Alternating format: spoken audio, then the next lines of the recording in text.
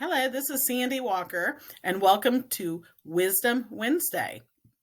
Today, I would like to talk to you about filing a homestead exemption and what it means to you.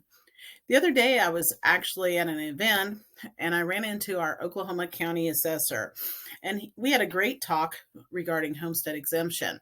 He told me that almost 2/3 of the county does not have a homestead exemption, which seems incredible at first, but then you have to understand that you must live in the house in order to claim homestead exemption. So I'm sure that probably a large part of those who do not have that homestead exemption are rental properties or commercial properties that are not homesteaded normally. However, for those of you who can homestead, you should do so. So what does homestead exemption do for you? Well, the number one reason to homestead your house is to protect your family in case you were personally sued. In that case, your home would be protected from creditor claims with the exception of foreclosure due to non-payment of the house.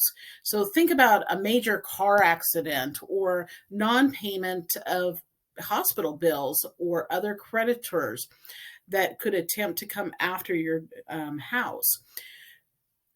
The one thing that you don't want to lose is your home, and so protected with a homestead exemption. If you file a homestead exemption, the county will exempt $1,000 of assessed value. And since taxes are figured by multiplying the taxable valuation by the millage rate, this will save you money every year.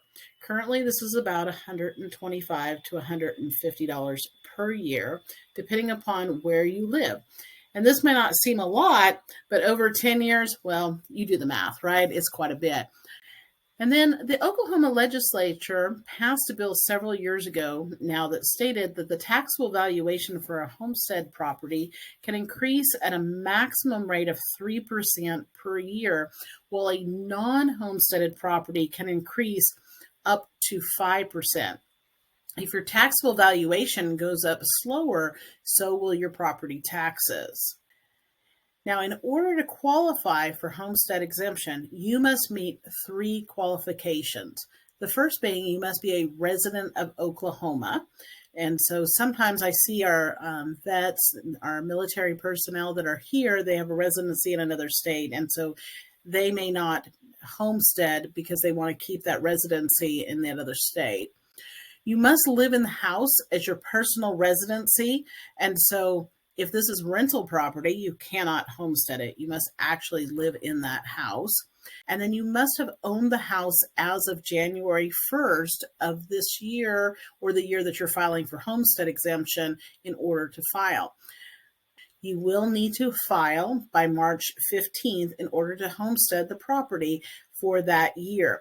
If you fill out the form after that date, then it'll just apply to the next year. If you're living on a small income, you may qualify for a double homestead exemption or a savings of $2,000 of assessed value. If you're a senior over 65 and make a certain dollar amount or less, you may be eligible for a senior freeze. And I'll talk about that senior freeze in a separate Wisdom Wednesday video. The county assessor is there to help answer questions, and all the forms that you need are on their website. And as always, if you have questions, please ask. Both the county assessor as well as myself are happy to help you.